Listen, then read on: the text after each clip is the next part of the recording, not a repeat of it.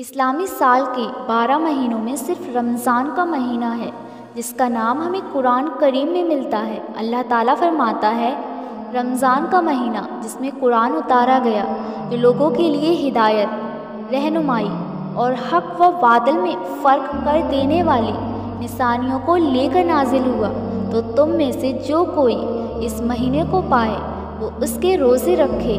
रमज़ान के मायने हैं जला देने वाला, जैसे आग सोने को जलाकर उसका मैल कुचल दूर कर देती है, उसी को साफ व शिफाफ कर देती है। इसी तरह इस महीने की नेकियां और इबादतें मुसलमानों के गुनाहों से पाक व साफ कर देती हैं और चमकाकर खुदा से करीब कर देती हैं और उसका प्यारा बना देती हैं। नबी करीम सल्लल्लाहु अलैहि वसल्लम फरमाते हैं, जिसने ईमान व खुलूस के साथ रमज़ान के रोज़े रखे उसके पिछले गुनाह बख्श दिए जाते हैं, और जिसने रमज़ान की रातों में ईमान व खुलूस के साथ इबादत की उसके पिछले गुनाह माफ़ कर दिए जाते हैं।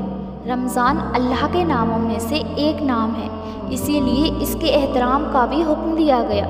हुज़ूर अलैहिस्सलाम ने फरमाया, ये मत कहो कि रमज़ान आया और रमज़ान गया, बल्कि कहो रमज़ान का महीना आया, क्योंकि रमज़ान अल्लाह के नामों में से एक नाम है, इसीलिए इसको अल्लाह का महीना कहा जाता है। और यही वजह कि अल्लाह ने इसी को अपनी किताब कुरान करीम और उससे पहली किताबें नाजिल करने के लिए पसंद फरमाया। रमज़ान की पहली रात में तौरात, छठी रात में इंजील, 13वीं रात में नाजिल हुई। इसमें शक नहीं कि कलाम इलाही एक अजीम नियामत है, जिसके नज़ूल के लिए इस महीने का इंतखाब दर हकीकत इस बात का ऐलान है कि ये महीना खुदा की बेइंतहा रहमतों के नज़ूल का महीना है। लेकिन इन रहमतों से फ़ायदा अहल ईमान ही को नसीब होता कि बंजर ज़मीन पर कितनी ही बारिश हो, उसमें उगाने की कौत पैदा नहीं हो सकती।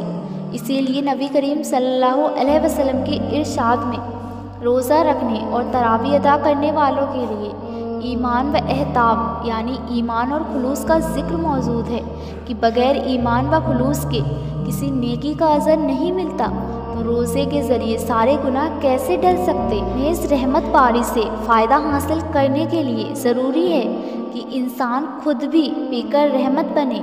इस महीने में अपने घर वालों को खूब खिलाओ, पहनाओ, रिश्तेदारों और पड़ोसियों की ज़रूरत पूरी करने की कोशिश करो, गरीबों को तलाश करो और उनकी मदद करो कि जब तुम अपने ख़जानों का मुंह ज़रूरतमंदों के लिए खोल दोगे, तभी खुदा की रहमत करो तुम्हारी तरफ होगा कि पानी जब तेज़ी से जाता है और तेज़ी से भी आता है। हज़रत अबी अब्बास रज़ी अल्लाह अन्हु नबी करीम सल्लल्लाहु अलैहि वसल्लम का तरीक़ा बयान करते हुए बताते हैं, जब रमज़ान का महीना शुरू होता है तो हुज़ूर अलैहिस्सलाम कैदियों को छोड़ दिया करते थे और हर मांगने वालों को दिया करते थे।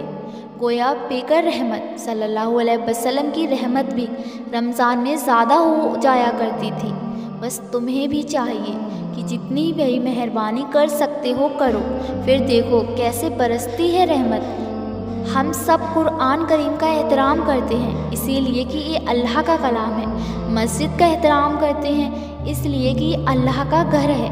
बस इसी तरह हमें रमज़ान का भी एहतराम करना चाहिए कि ये अल्लाह का महीना है। बस इसके एहतराम का आला बेहतरीन तरीक़ा तो यही है कि इसका हर लम्हा खुदा की याद और उसकी इबादत में गुजारा जाए और पूरा महीना तरावी व रोज़े की पाबंदी की जाए। और अगर कोई किसी मजबूरी की वजह से रोज़ा नहीं रख सकता तो उसको भी कम अज़ कम रमज़ान के एहतराम का ख्याल करना चाहिए कि वो आम तौर पर लोगों के सामने ना खाए ना पिए और अपने बेरोज़ेदार होने का पता ना चलने दे। यही वजह है कि शरीयत ने हैज़ व निफ्स वाली औरत पर भी खुल्लम खुल्ला खाने पीने की पाबंदी लगाई है। हालांकि उसको रोज़ा कज़ा करने की शरई इजाज़त हासिल है और नापाकी की इस हालत में रोज़े रखने की मामूनात है, लेकिन एहतराम रमज़ान की पाबंदी फिर भी मौजूद है। हत्ता कि अगर दरमियान रोज़ा किसी औरत को हैज़ शुरू हो गया तो उसे बाकी दिन बगैर खाए पिए गुजारना पड़ेगा, जबकि इस दिन का रोज़ा कज़ा करना होगा कि अब रोज़ा तो बाकी ना रहा लेकिन एहतराम ज़रूरी है। वो लोग किस कदर बेशर्म हैं जो बिला अज़र शरीर रोज़े नहीं रखते और फिर मुसलमानों के सामने बिला झिझक खाते पीते और सिगरेट पीते रहते हैं, और जब उन्हें मना किया जाता है तो निहायत दिलेरी से जवाब देते हैं कि जब खुदा का ही डर नहीं तो बंदों से क्या डरना।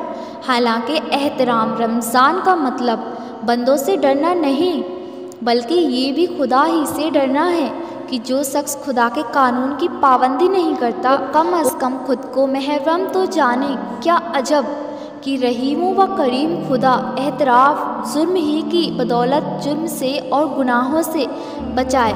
बस मुसलमानों को चाहिए कि वो रमज़ान के मुक़द्दस दिनों और रातों में इबादत और नेकियों की एक ऐसी क़ज़ा पैदा कर दे कि हर तरफ खुदा की रहमत बरसती नज़र आए।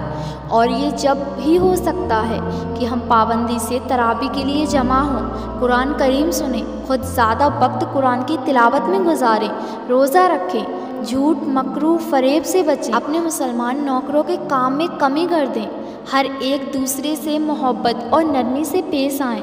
जिन मुसलमानों के होटल या खाने पीने की दुकानें हैं वो एहतराम रमज़ान में उन्हें दिन में बंद रखे।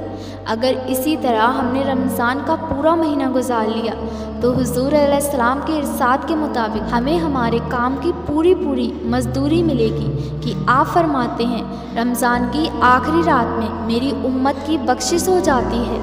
सहाबा ने पूछा, या रसूलल्लाह, क्या वो शब-ए कद्र है? आपने फरमाया नहीं, बल्कि मज़दूर को मजदूरी जब ही मिलती है जब वो अपना काम पूरा कर लेता है।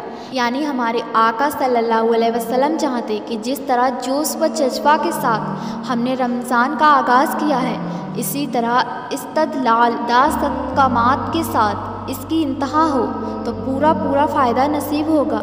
ऐसा ना हो कि जो दिन गुज़रते जाएं नमाजी कम होते जाएं और जब ईद करीब आए तो फिर जोश पैदा हो। नहीं, पूरा महीना मजदूरी कीजिए तो आखिरी दिन अजरत भी पूरी मिलेगी, मगफिरत और बख्शिश होगी। ये ना सोचें कि मगफिरत व बख्शिश का ताल्लुक़ तो क़यामत से, दुनिया की ज़िंदगी के लिए भी तो कुछ मिलना चाहिए। तो मेरे अज़ीज़ों, ये तसव्वुर गलत है कि मगफिरत का फ़ायदा सिर्फ मरने के बाद है, दुनिया में कुछ नहीं। ऐसा हरगिज़ नहीं, बल्कि हकीकत ये है कि दुनिया की सारी उलझनें हमारे गुनाहों और बदकारी ही की वजह से पैदा होती हैं। यानी जानिए, अगर गुनाह माफ़ हो जाएं, अल्लाह हमें बख्श दे और हम गुनाहों से बाज आ जाएं, रिज़्क़ में फ़राकी, सेहत व तंदुरुस्ती, बहमी मोहब्बत व उल्फत, सियासी, मासी और मासरती इत्मीनान, अहले व अयां की तरफ से बेफ़िक्री, इक़बाम, आलम में इज़्ज़त व मर्तबा सब कुछ मिलेगा, बिल्कुल ऐसे ही जैसे हमसे पहले हमारे बुज़ुर्गों को मिल चुका है, जिस पर तारीख़ शायद है। बस मगफिरत खुदा की बड़ी नियामत है, दुनिया व आखिरत की फलाह का ज़रिया आए। हम सब इस मकसद महीने में उसको हासिल करने की कोशिश करें। अल्लाह अमल की तौफ़ीक दे, आमीन।